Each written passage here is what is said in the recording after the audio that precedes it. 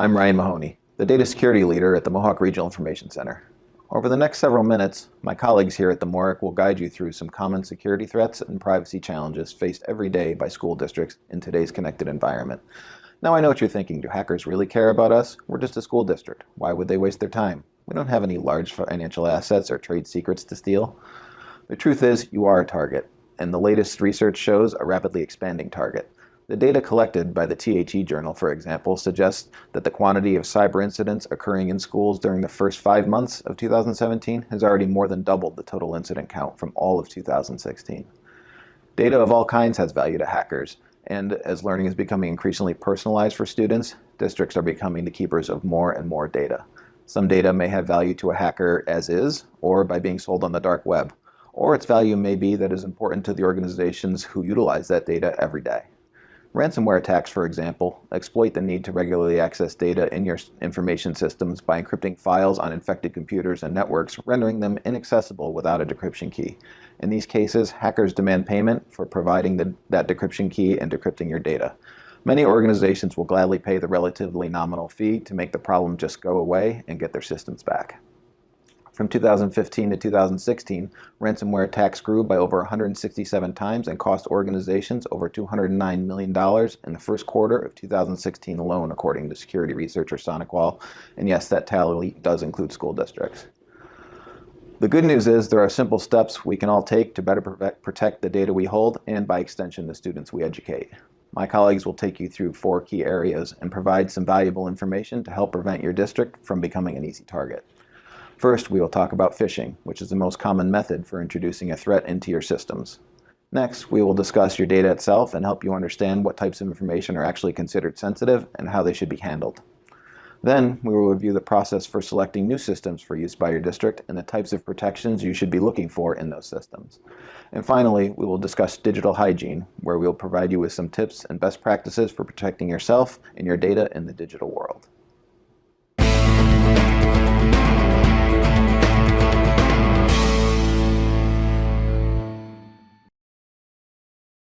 The way we communicate in both our personal and professional lives continues to evolve. The more we rely on email for this communication, the more aware we need to be about potential threats. One of those threats is email phishing. A phishing email is a message sent by thieves who try to trick people out of their personal information by disguising themselves as someone trustworthy. Now take a look at this email, for example. While it may look like an official email from Apple support asking you to resolve a problem with your last payment, it's really a threat designed to steal your password and gain access to your personal account information, like your credit card. Now, you may be thinking, how can I tell the difference between a phishing email and a real one? Well, first, let's take a look at this email again from Apple. You should always consider the content of the message. Did I recently order something? If I didn't, it's a good sign that the email is a scam. Next, take a look at the sender's email address. This message comes from appleaccount.com instead of apple.com, which is another sign that this email could be a phishing attack. Now, here's something that might not be so obvious. This email is asking me to resolve the problem by clicking on the button at the bottom of the message. Before you click, hover over the link to see where this button is going to take you. It should accurately display the linked address you think you're going to go to, like apple.com, instead of appleaccount.com, like it does in this case. Phishing emails can also have misspellings or contain generic openings, like Dear User.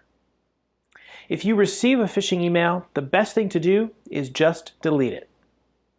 All right, time for a pop quiz. Here's another email, this time from Facebook. Take a few seconds to see if you can identify any potential threats.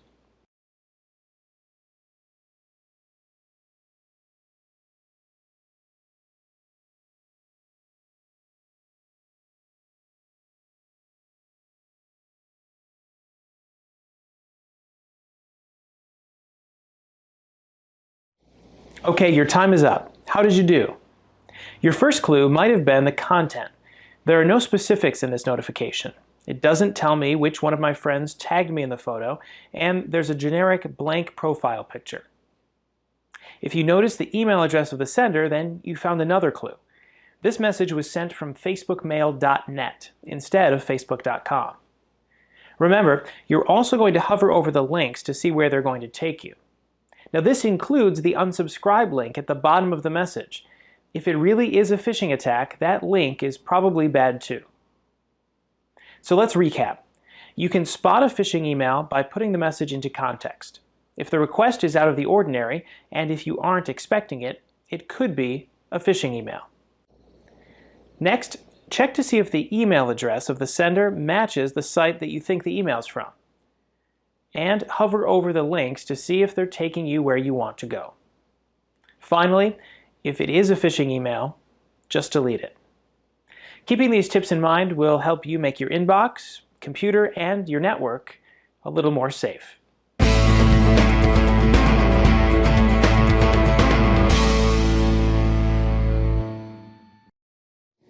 With online learning platforms, technology-enabled tools, and other digital technologies, data about students and student learning has become extensive and easy to access and share. Technology offers new opportunities for schools to better understand student learning and behavior, identify barriers, and proactively reach out to struggling students. But with this increased amount of student data, it is even more important for school staff to be aware of how sensitive data is shared. First, what is considered sensitive school data? It can be anything from student demographics, grades, discipline reports, parent custody information, special education data, and health and disability information. But sensitive data isn't just limited to student information. It also includes financial records, performance evaluations, and other similar data that includes personally identifiable information. Now that we know more about the types of information that are considered sensitive, how do we share that information? The best way to share is face-to-face or over the phone. And if that isn't an option, keep sensitive data in software systems that are specifically designed for this purpose, systems like SchoolTool and ClearTrack. Other options include network shared drives with limited access, or software that allows for the secure transfer of information like SurView. You should never share sensitive information through email because it could easily be sent or forwarded to the wrong person.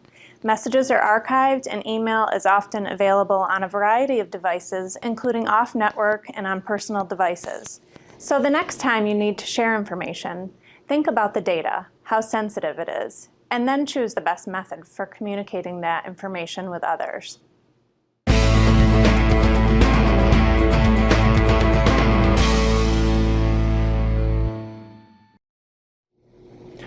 Protecting student data today is more important than ever. Our students log into websites all the time, both at home and here in school. So how do we know if these tools protect a user's privacy? Here are a few easy checks you can do before choosing an online tool for your classroom. Consider how the tool will be used in the classroom and what, if any, protected information will be stored within the system. If the system does not collect or store any personally identifiable or protected information, you probably don't have many privacy issues to be concerned about. But if protected information is stored within the system, there are some considerations to take into account. First, look for an S after the HTTP in the website's URL. This stands for secure and usually means the website is encrypted, which is especially important when logging in. Next, look for the tool's privacy policy and terms of service documents. The links for these are often found in the small print at the bottom of the vendor's homepage.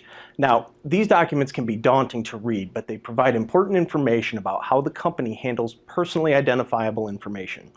If you can't find a privacy policy, that's a big warning sign and a key indication that this tool might not be a good choice. When reviewing these documents, some key provisions to look for in these documents include: for what purpose is personally identifiable data collected and utilized? Where is the information stored and how is it protected? Is the vendor prohibited from disclosing information to third parties? What will happen to the information when the district no longer utilizes the system? Are vendor employees trained on data security and privacy requirements and best practices? And what is the vendor's data breach notification process? However, if the tool is purchased through the MORIC, its policies and terms have already been vetted, so you can feel confident they comply with the appropriate state and federal laws and regulations.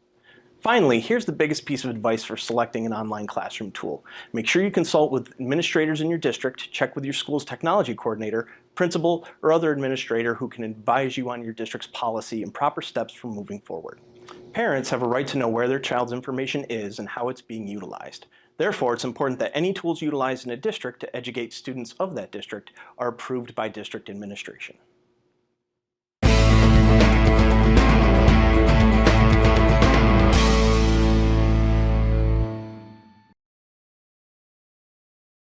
The quality and complexity of cybersecurity threats are increasing exponentially as the digital world evolves. Between the drastic increase in computing power, the availability of exploits for little or no cost, and the low level of risk of getting caught for bad actors, attacks are coming from more diverse avenues with much greater frequency. The following tips can help protect yourself from the vast majority of those threats with relative ease. First and foremost, make sure you have a strong and unique password for all the systems you use. Strong passwords contain a mixture of character types and are at least 8 characters long, but the more characters, the better. While the task of remembering all these complicated words and characters may seem daunting at first, consider this trick. You can use what is known as a passphrase, or a simple sentence that is easy for you to remember, but is inherently more complex than a word. Something like, I wake up at 6:30.